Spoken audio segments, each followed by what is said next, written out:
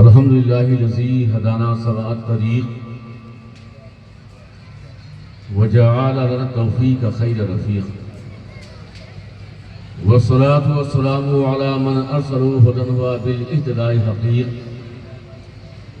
ونورا به الاقتداء يليق وعلى آله وأصحابه الذين سعدوا في معرج الحق بالتحقيق وسعيدوا في مناهج الصدق بالتصديق أما بعد فأعوذ بالله من الشيطان الرجيم بسم الله الرحمن الرحيم يا أيها الذين آمنوا اتقوا الله وكونوا مع الصادقين وقال النبي صلى الله تعالى عليه وسلم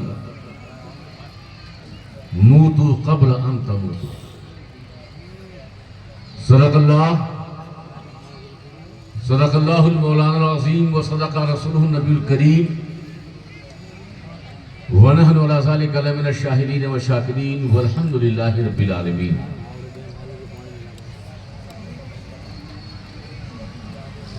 عرس اصغری بھائی جان بابا میں شریک تمام علاقے کے سنی مسلمانوں کو عرس قادری اصغری مبارک ہو. اسٹیج پر ہندوستان کی مختلف خانقاہوں کے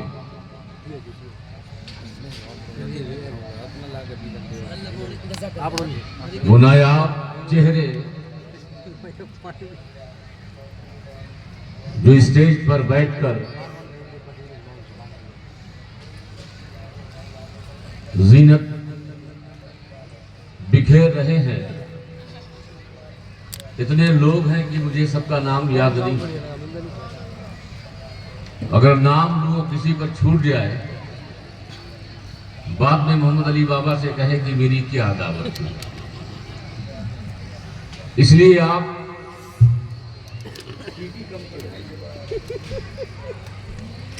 ہر ایک کے چہرے کو دیکھیں اور ان کے چہرے سے برکت حاصل کریں. اور مجھے یقین ہے کہ آپ لوگ کھانا کھا کے بیٹھے ہوں گے. بولنے میں کوئی پرہیز نہیں ہوگا. کھانا کھا چکے ہیں؟ جتنے لوگ کھا چکے ہیں آپ اٹھا دیں. ماشاءاللہ. کیونکہ میرے بعد بیجاپور کی سرزمین سے تشریف لانے والی شخصیت جو پہلی بار ڈیسا کی سرزمین پر آئی ہے، جماعت اہل سنت کرناٹکا کے صدر آپ سے خطاب کریں گے.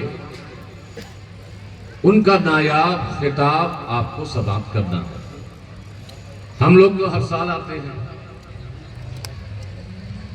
اور کچھ نہ کچھ ہم لوگوں سے سنتے ہیں. ابھی حسن علی باپو اپنے خانقاہ کی، اپنے عقیدے کی ایک الگ انداز سے صفائی دے رہے تھے. میں حسن علی باپو سے کہوں گا کہ آپ کا جس قوم سے مقابلہ ہے پوری زندگی آپ صفائی دیتے رہیں گے مگر وہ قوم ماننے والی نہیں. بولو سبحان اللہ. آپ کانگریس میں رہتے ہوئے کبھی بھی اپنے آپ کو پاک صاف نہیں ثابت کر سکتے. اس کے لیے آپ کو بی جے پی جوائن کرنی پڑے گی. تب آپ کو اپنا عقیدہ بتانے کی ضرورت نہیں ہے.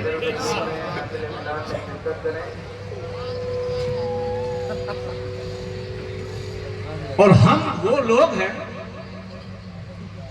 کہ وہ ہمیں ایمان کی، عقیدے کی سرٹیفکیٹ دیں گے. وہ ہمارے ایمان یا عقیدے کا بتائیں گے یہ خانقاہ عقیدے اہل سنت پر ہے. ہندوستان میں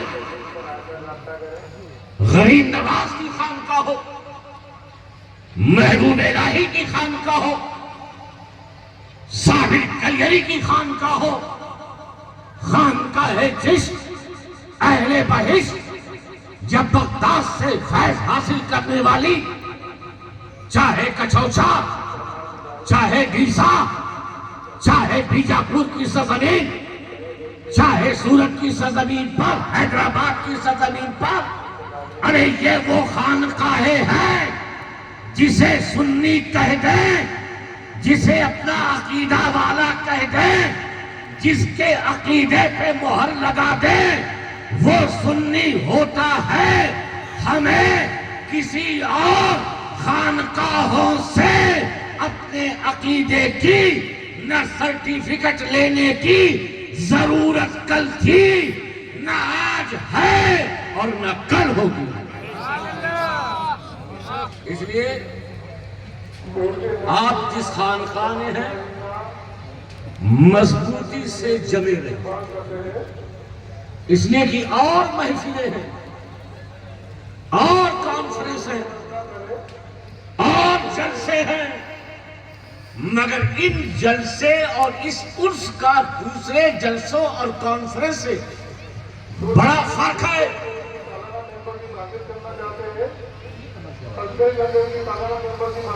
بڑا فرق ہے۔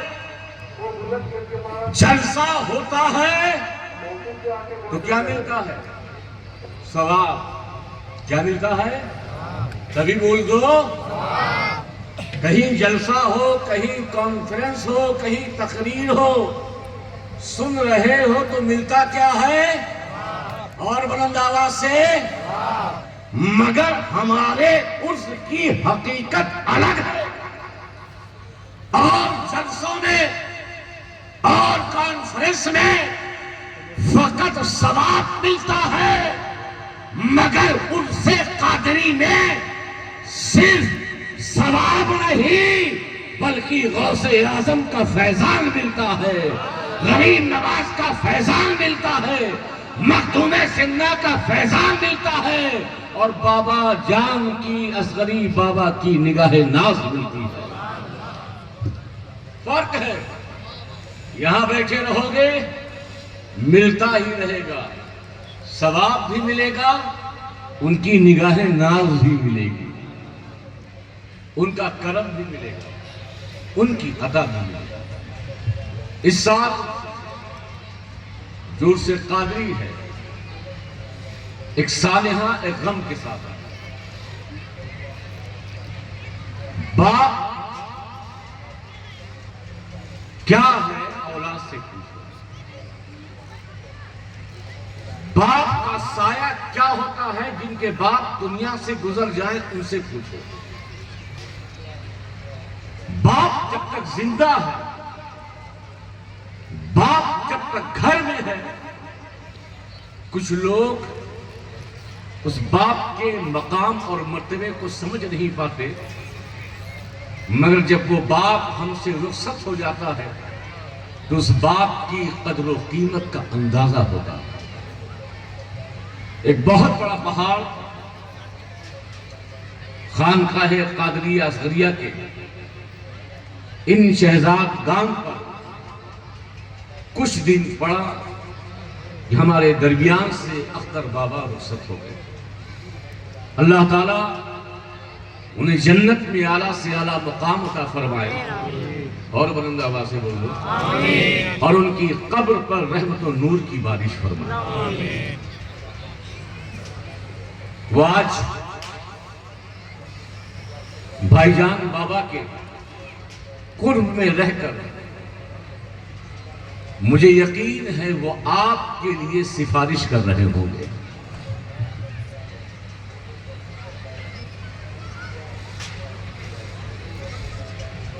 آج ان کے اصالِ ثواب مریدوں کے لیے فیضان اعتصاب کی محفل ہے۔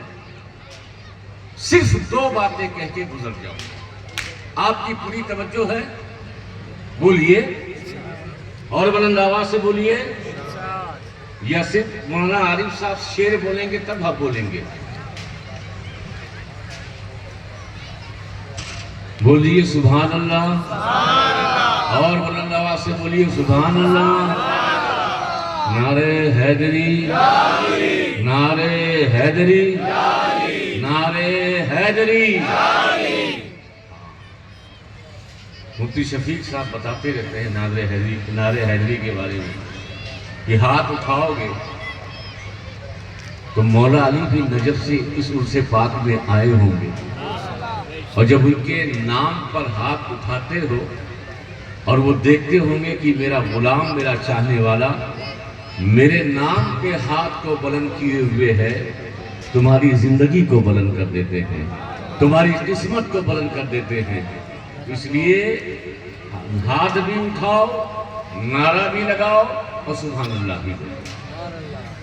میں نے ایک حدیث پاک پڑھی ہے، آپ سب کی پوری توجہ، جو چائے پی رہے ہیں ان کی بھی توجہ اور جو نہیں پی رہے ہیں ان کی بھی توجہ۔ باپ اٹھا لے باپ، مر جاؤ مرنے سے پہلے، مر جاؤ، بولیے مر جاؤ مرنے سے، دیکھیے آپ کو سمجھنا ہے، مر جاؤ مرنے سے پہلے۔ کیا خودکشی کر لیں؟ 4 منزلہ عمارت سے کود جائیں، ریلوے ٹریک کے آگے، ٹرین کے آگے مر جائیں، کیا کریں؟ جب بھی موت کا وقت متعین ہے، موت نہ پہلے آتی ہے نہ بعد میں آتی ہے، اپنے وقت پر آتی ہے۔ جو موت کا ٹائم ہے، چاہے دن ہو، رات ہو، 3 بجے ہو، 4 بجے ہو، 1 بجے ہو، گھر میں ہو، باہر ہو، دکان میں ہو، جس وقت اس کا وقت ہوگا آپ کو مہلت نہیں دیتی، فوراً روح کو جسم سے نکالتی ہے، چلی جاتی ہے۔ جب یہ بات قرآن میں ہے اور یہ بات حقیقت بھی ہے، معتزلیوں کے عقیدے کے خلاف اہل سنت عقیدہ کہ موت اپنے وقت پر آتی ہے، تو حضور کا یہ فرمانا مر جاؤ مرنے سے پہلے، اس کا مطلب کیا ہے؟ اور میں سمجھتا ہوں کہ اگر اس کا مطلب سمجھ جاؤ تو اپنی زندگی میں بہت بڑا انقلاب، اپنی زندگی میں بہت بڑی تبدیلی لا سکتے ہو۔ یاد رکھیں، انسان جو بنتا ہے 2 چیزوں، ایک جسم ہے اور ایک روح ہے۔ جسم اور روح کی ترکیب کا نام انسان ہے۔ اگر جسم ہو روح نہ ہو تو انسان نہیں، روح ہو اور جسم نہ ہو تو انسان نہیں۔ ایک انسان کے لیے ضروری ہے جسم اور روح کا اکٹھی ہونا، اور یہ عجیب اتفاق ہے کہ انسان جسم اور روح سے بنتا ہے، مگر دونوں کی خواہشات الگ ہیں۔ جسم کی خواہش الگ ہے، روح کی خواہش الگ ہے۔ جسم کی تمنا الگ ہوتی ہے، روح کی تمنا الگ ہوتی ہے۔ جسم کی خوراک کوئی اور شے ہوتی ہے، روح کی خوراک کوئی اور شے ہوتی ہے۔ ایک ہی انسان، 2 چیزیں، مگر دونوں کا تعلق الگ۔ جسم بنا ہے مٹی سے، اس لیے جسم کی خوراک مٹی سے حاصل ہوتی ہے۔ جسم بنا ہے زمین سے، اس خاک سے، اس لیے جسم کو طاقت دینے کے لیے تمہیں پھل کی ضرورت ہے، تمہیں پانی کی ضرورت ہے، تمہیں اناج کی ضرورت ہے، تمہیں کھانے کی ضرورت ہے، تمہیں روٹی کی ضرورت ہے، تمہیں گوشت کی ضرورت ہے، تو جتنی بھی چیزیں جسم کو تم دیتے ہو، چاہے وہ غذا ہو، چاہے وہ کھانا ہو، چاہے وہ پینا ہو، چاہے وہ دانا ہو، سب کا تعلق زمین سے ہوتا ہے، مگر روح کا تعلق عرش سے ہوتا ہے۔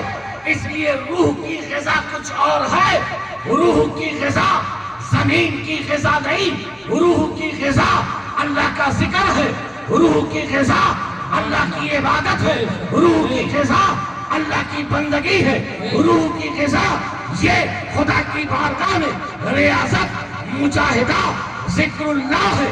اسی لیے جسم بیمار ہو جائے تو اس کے لیے ہاسپٹل جانا پڑتا ہے، جسم کمزور ہو جائے تو اس کے لیے ہاسپٹل جانا پڑتا ہے، مگر جب روح بیمار ہو جائے تو ہاسپٹل کی ضرورت نہیں، آستانے غریب نواز جانا پڑتا ہے، محبوب الہی کے آستانے پہ جانا پڑتا ہے، اس سے اصغری میں حضور بابا کے آستانے پہ آنا پڑتا ہے۔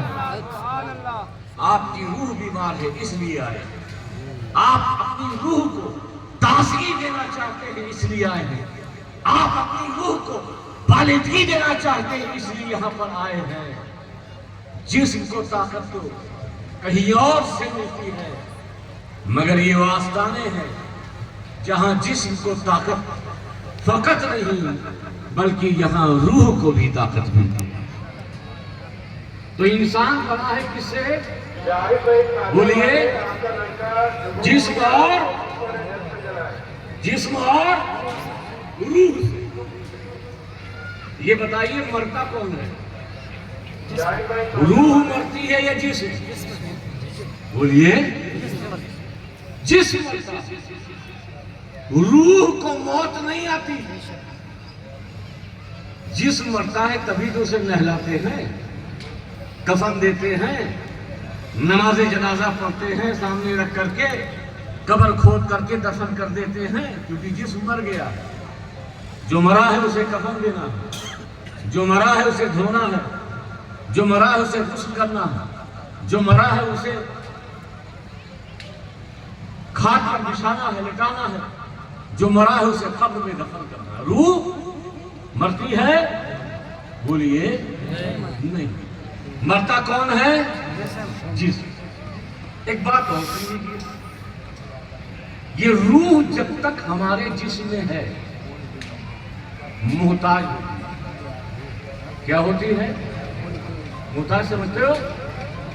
ضرورت مند ہوتی ہے، مجبور ہوتی ہے، قید میں ہوتی ہے۔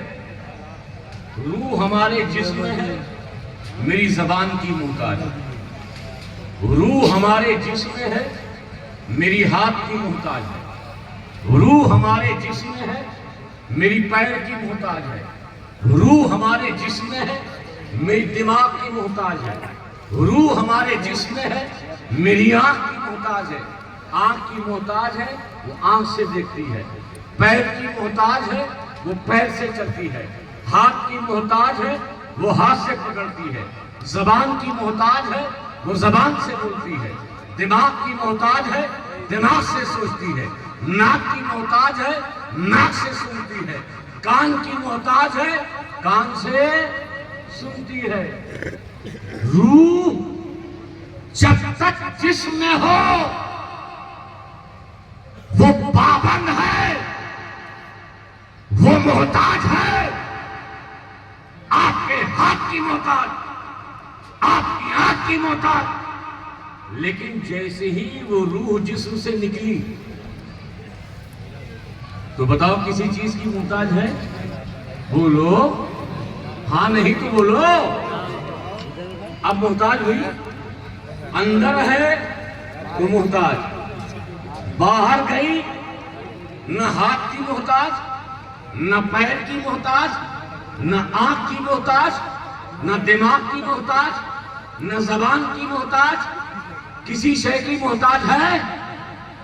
اسی لیے تو ہم کہتے ہیں یہ اولیاء کاملین جب بظاہر زندہ تھے اگر یہ کرامت دکھاتے تو بات کچھ اور ہے کہ یہاں ہم بولیں غوث اعظم بظاہر زندہ ہو اور بغداد سے سنیں تو یہ غوث اعظم کی کرامت تھی، مگر غوث اعظم کے وصال کے بعد جب ان کی روح جسم سے نکل گئی، اب اگر تیسا کی سرزمین سے کوئی غوث اعظم کو بلائے تو غوث اعظم ہماری سنتے بھی ہیں، ہماری تذکیری بھی کرتے ہیں، اس لیے کہ روح جب تک عبد القادر کے بدن میں تھی تو زبان کی محتاج، آنکھ کی محتاج، ہاتھ کی محتاج، پیر کی محتاج، لیکن جب یہ روح جسم سے نکل گئی، جہاں سے چاہو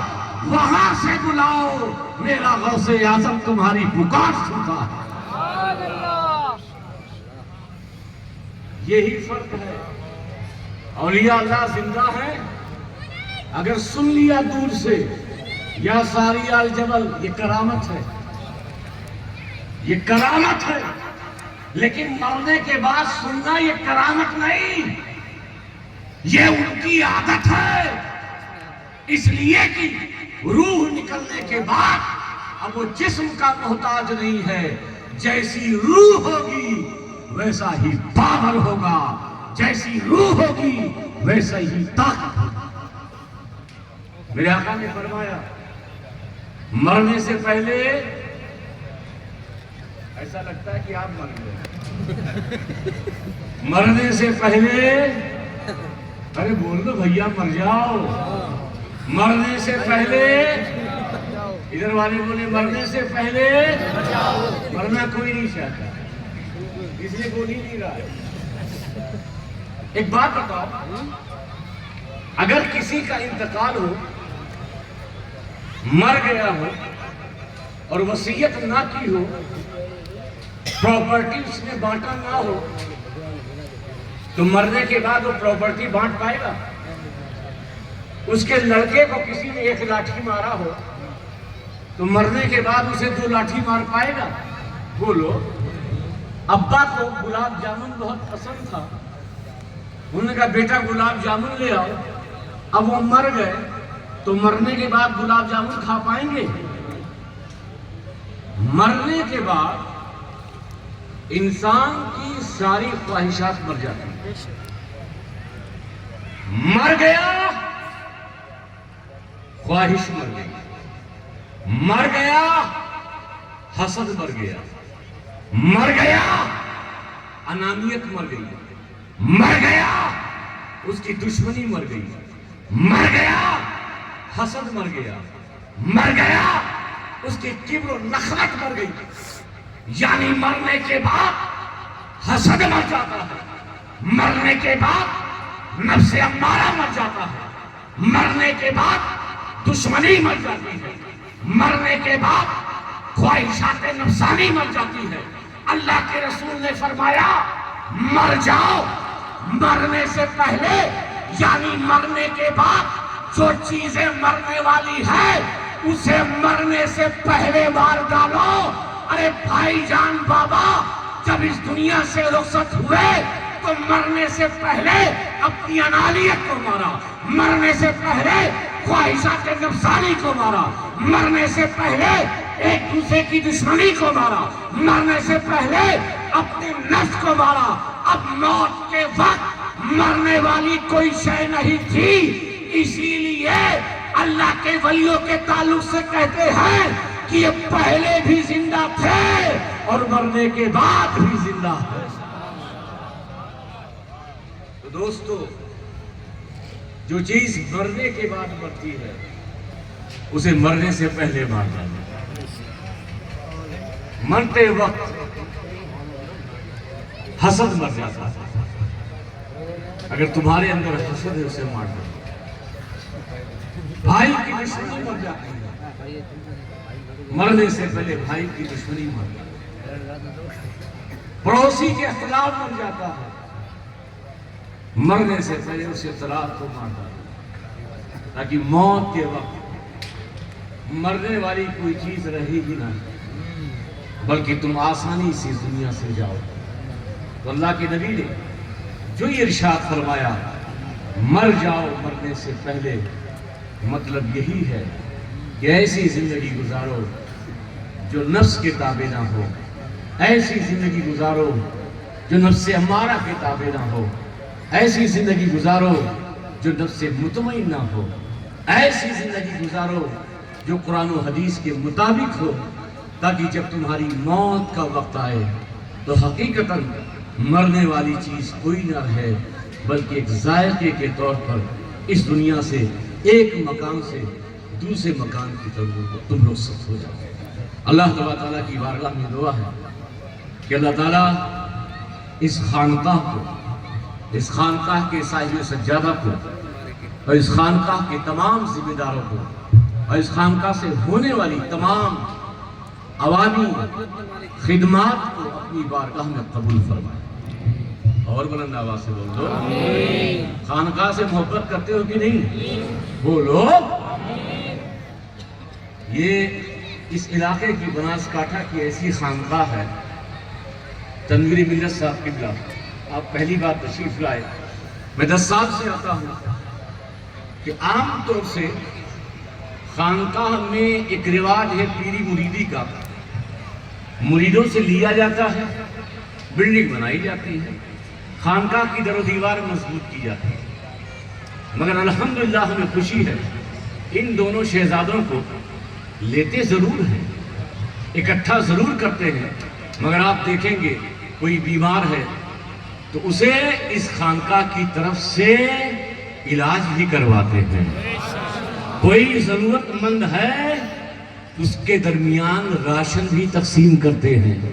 یہ ٹیسا کے لوگ جانتے ہیں، بتانے کی ضرورت نہیں، اس لیے تم فخر کرو، ناز کرو کہ تم نے بھائی جان بابا کا دامن پایا ہے، اور ایسا مضبوط دامن جو اجمیل معلیٰ سے ہوتا ہوا غوث اعظم کی بارگاہ تک پہنچاتا ہے، اور غوث اعظم کی بارگاہ سے نجف اشرف اور پھر وہاں سے مدینہ طیبہ تک پہنچاتا ہے۔ اللہ تعالیٰ ان شہزادگان کو سلامت رکھے، ان کی عمر دراز فرمائے، انہیں صحت و زندگی دے۔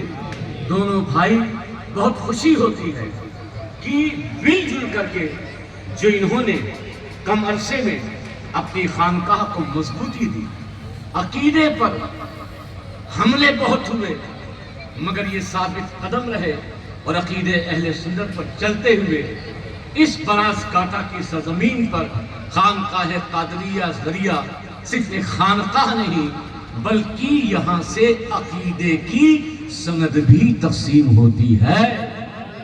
تو کسی مولوی صاحب کو کسی لمبے شہر پہ جانے کی ضرورت نہیں ہے کہ آپ گجرات سے کسی اور شہر میں جائیں عقیدے کا سرٹیفکیٹ لینے کے لیے۔ بناسکاٹھا میں یہ خانقاہ قادریہ ہے، یہیں سے اپنے عقیدے کے تحفظ کا سرٹیفکیٹ لیں۔ وما علینا الا البلاغ۔ السلام علیکم۔